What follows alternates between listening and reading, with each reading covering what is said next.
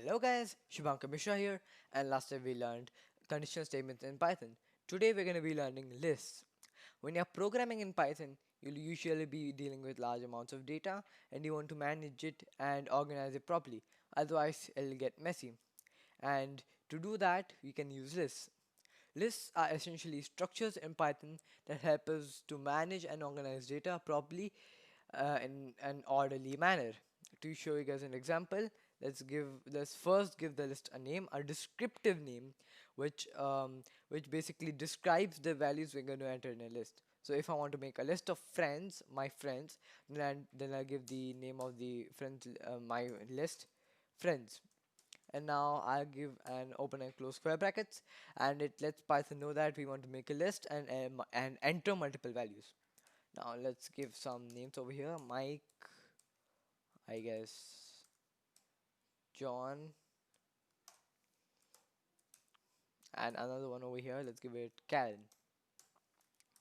And now we can just print this over here. Print friends. And now when I run this, I'll get the Mike, John, and Karen over here, the values of the friends list. And now let's say I want to enter an integer value in this list and also a boolean value. No problem, it's pretty easy. You just need to enter the number or the value you want to enter over here. So I want to enter 12 over here, and another boolean value over here, true. And it won't give me an error, and when I run this, it'll give me Mike, 12, and true. Pretty simple, right? And now let's move on to the second part of lists in this video, which is indexes and elements. Let's start with elements. Elements are basically the values of a list. There's no difference between them. So if the value of the values of the friends list are Mike, 12, and true, is the same thing as elements. So the elements of the friends list are Mike, 12, and true. There's absolutely no difference between them. And now let's move on to indexes. Indexes are basically numbers corresponding to an element in a list.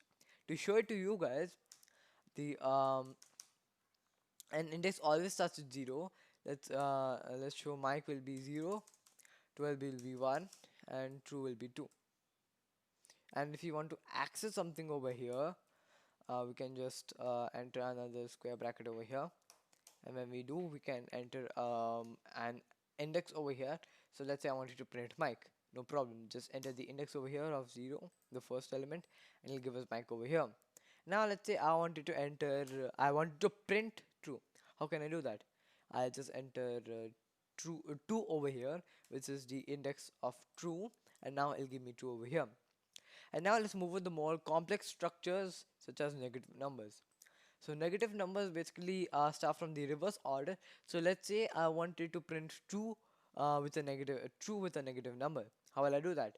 It's pretty simple. You just print -1 over here, and it will always print the last number, be it true or be it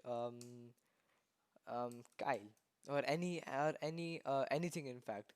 So this is basically -1, and now as the number decreases and when it becomes -2, it'll give me 12, and when it becomes -3, it'll give me Mike. Now the other thing we're going to be learning is printing different kinds of things. Like, I'm pretty sure you wouldn't get it what I'm trying to say, but let's say you want to print only 12 and true.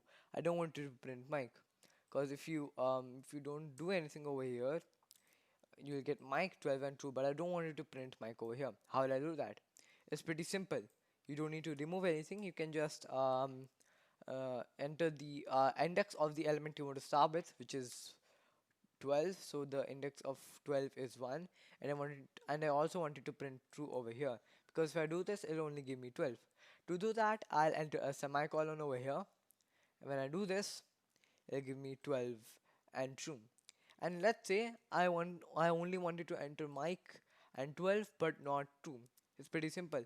As you'll be starting with Mike, enter the index of 0, which is the first element over here, and now enter a semicolon, and now enter the value till which you want to enter. In my case, I'll enter 2, and it will not print the value of 2. See, Mike and 12. So it excludes the number, the index over here, so it does not include the 2 index over here. It only give me 0 and 1. So thank you for watching this video, guys, and I'll catch you in the next one. Goodbye.